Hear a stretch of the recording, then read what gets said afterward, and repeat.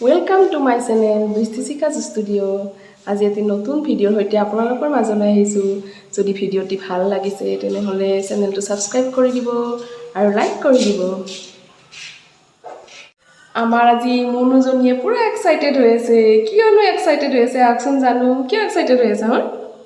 মই উইকলি টেষ্টত সবৰে এই সব টেষ্টতে 25 হপ্তাহ 25 পাইছে কাৰণে মই এক্সাইটেড হৈ আছো। আৰু মনটো কিয় বেয়া লাগি আছে? আজি কালি আমাৰ মামাই গুচি গৈছে। ক'ত গুচি গৈছে? বাংগালোৰ। হয় নেকি? সেইকাৰণে মনটো মাৰি আছা? মানে তাইৰ উইকলি টেষ্ট চলি আছে। উইকলি টেষ্টবিলাকত 25 অফটা 25 পাই আছে। সেইকাৰণে তাই পুৰা এক্সাইটেড হৈ আছে। মনটো পুৰা ভাল লাগি আছে। আৰু একফালে তাইৰ মনটো বেয়া লাগি আছে। মানে তাইৰ মামা মোৰ ভাইটি হঠাৎ মানে বাংগালোৰ যাব লগা হ'ল। জব পালেহি এয়াৰফ'ৰ্চৰ। এনেকৈ যোৱাকালি গ'ল। সেইটোৰ কাৰণে অকণমান মনটো বেয়া লাগি আছিল তাইৰ কালিৰ পৰা। কিন্তু আজি আকৌ যেতিয়া তাই দেখিলে যে এক্সামত 25 অফ 25 পালে তেতিয়া তাইৰ মনটো পুৰা ভাল লাগি গৈছে। এয়া 25 পাইছো। আজি কোদাই মোৰ পাপাই 25 পোৱাৰ কাৰণে মাংস আনিব। মই সেইকাৰণে বিৰাট এক্সাইটেড হৈ আছো। আৰু মা মোক সদায় গধূলি পঢ়ায় কাৰণে মই 25 অফ 25 পাইছো। কাৰণে মই আজি বিৰাট এক্সাইটেড হৈ আছিলো। মা পঢ়ায় আৰু পাপাই সদায় গধূলি ভাত বনায়।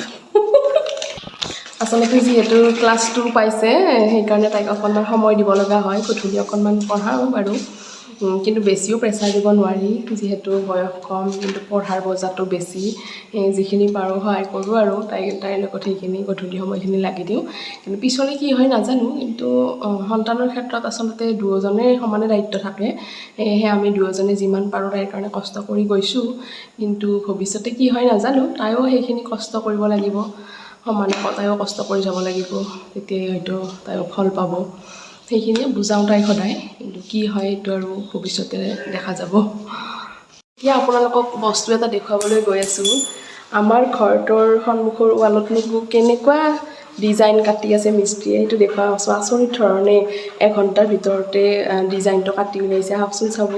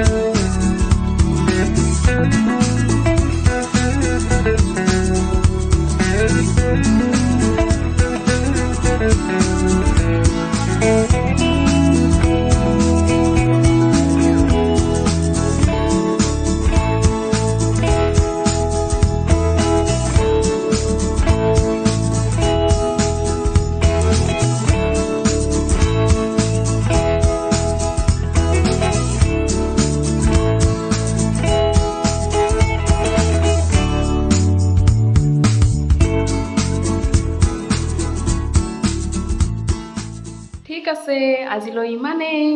ভিডিঅ'টি বাৰু কেনেকুৱা লাগিলে জনাবচোন। Bye bye.